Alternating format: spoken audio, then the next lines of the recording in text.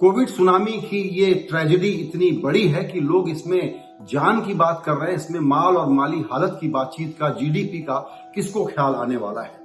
लेकिन दोनों बिल्कुल जुड़े हुए बड़े सरोकार हैं और जो विशेषज्ञ लोग इकोनॉमी पर आप उनसे सवाल भी पूछिए तो उनका जो जवाब है वो एक ही है कि सब कुछ सिर्फ एक चीज पर टिका है, उसका नाम है वैक्सीन और सिर्फ वैक्सीन।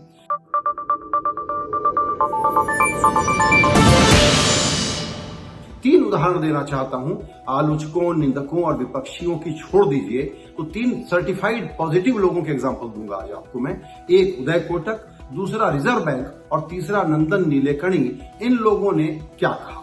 उदय कोटक सीआईआई के प्रेसिडेंट हैं। उनसे पूछा गया कि बताइए हम किस हालात में हैं, तो उन्होंने कहा कि अगर अब नोट नहीं छापेंगे इकोनॉमी को बचाने के लिए तो कब छापेंगे। स्ट्रेस्ड सेक्टर जो हैं उनको बैंक अब मदद नहीं करेंगे तो कब करेंगे। इसीलिए बड़ा जरूरी है कि सबसे पहले गरीबों को और उसके बाद छोटे रोजगार वालों को, उद्योग धंधों को सपोर्ट दिया जाए।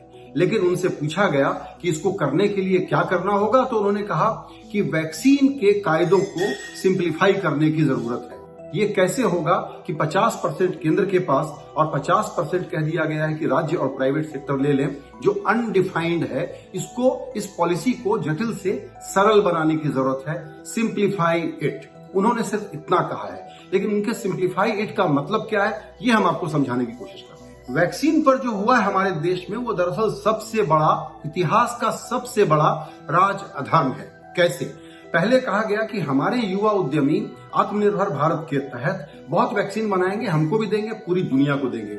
उनके प्रोडक्शन शेड्यूल की आज तक कोई जानकारी पब्लिक में नहीं है जिससे भरोसा बढ़े कि हमको आने वाले महीनों में कितने वैक्सीन मिलेंगे। सरकार ये नहीं बताती कि उन्होंने किस तारीख को कितने ऑर्डर दे दिए और कितना उनको एडवांस पेमेंट कर दिया।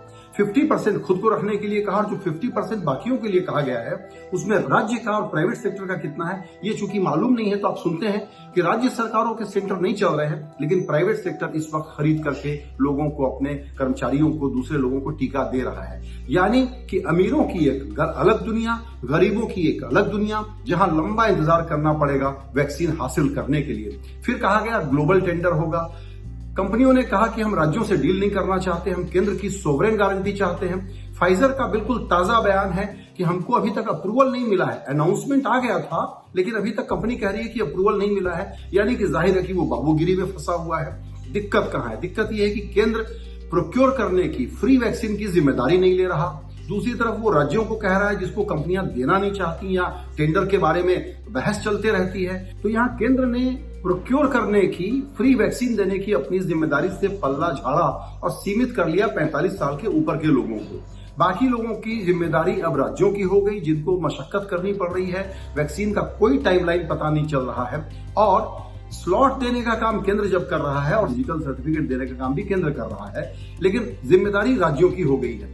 केंद्र सरकार जिम्मेदारी से भाग गया है। ये एक अजीब सा, जिसको कहते हैं, घालमेल हो गया है और इस तरीके से इस एपिडेमी, इस जो बड़ा पेंडेमिक है, इसको फाइट नहीं किया जा सकता। दोस्तों, रिजर्व बैंक की जो सालाना रिपोर्ट आई है उसमें भी यही कहा गया है कि इकोनॉमी को सपोर्ट करने का और पटरी पर लाने का एक ही तरीका है और वो है वैक्सीन। सबसे जरूरी चीज इस वक्त वैक्सीन है और सरकार को चाहिए कि वो निवेश बढ़ाने के लिए, खपत बढ़ाने के लिए एक बड़ा सपोर्ट प्लान लेकर के आए। आपको ख्याल होगा कि लिक्विडिटी मैनेजमेंट के बारे में आरबीआई करीब करीब बैंकों को इतना सपोर्ट कर चुका है कि आप जिनको कर्ज के बारे में रिस्ट्रक्चर करना चाहें वो कर लें। लेकिन अब जो फिस्कल जरूरत है वो केंद्र सरकार की है और केंद्र सरकार कहती है कि हमारे पास पैसे है नहीं। तो आरबीआई ने भी वैक्सीन पर ही फोकस किया है, जो इकोनॉमी की रिवाइवल की सबसे बड़ी शर्त है। अब हम आपको बताना चाहते हैं कि पिछले साल के अगस्त के आखिरी हफ्ते में नंदन नीलेकणी ने क्या कहा था, जिन्होंने आधार को लागू किया था।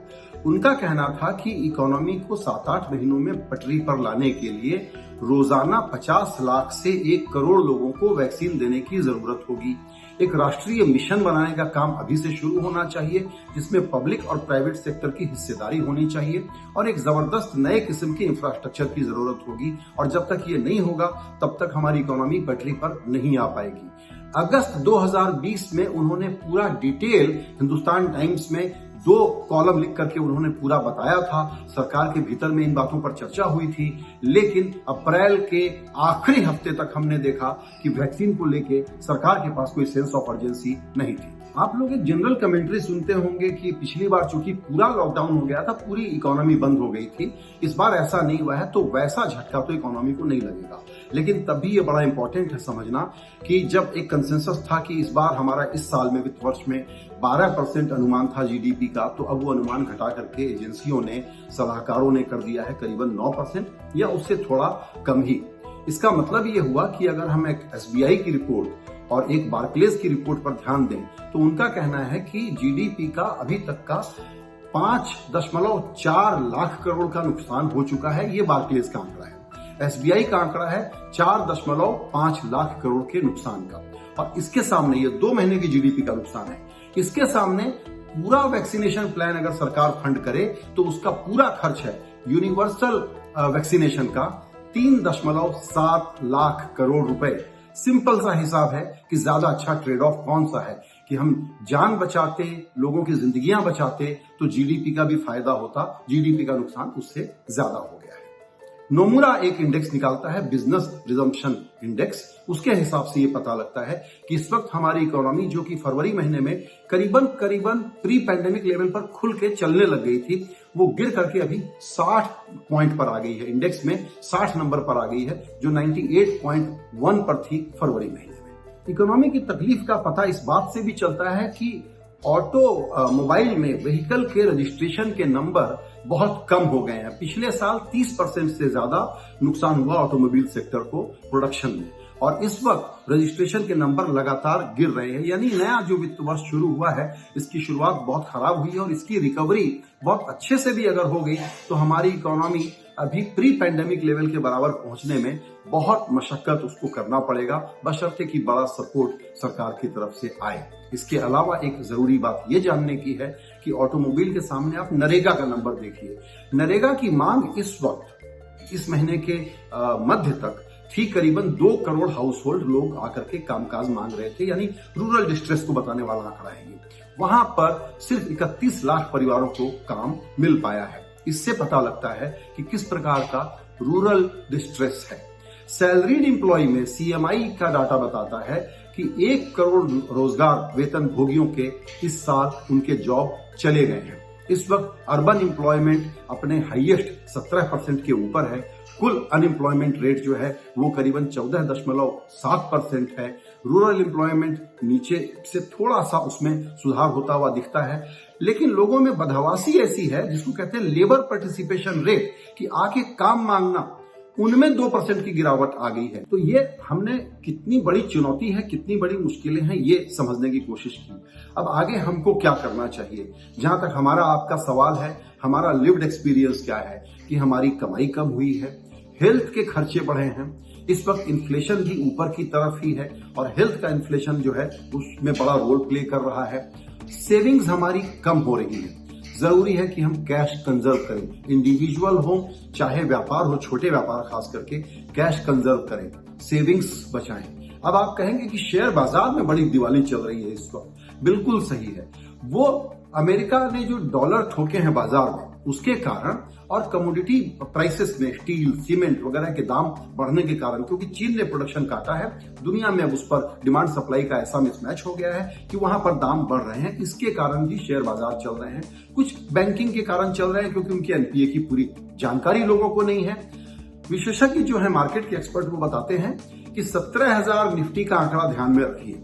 वहां तक तो संभावना है कि ये बाजार शायद ठीक ठाक ऊपर की तरफ चलता रहे।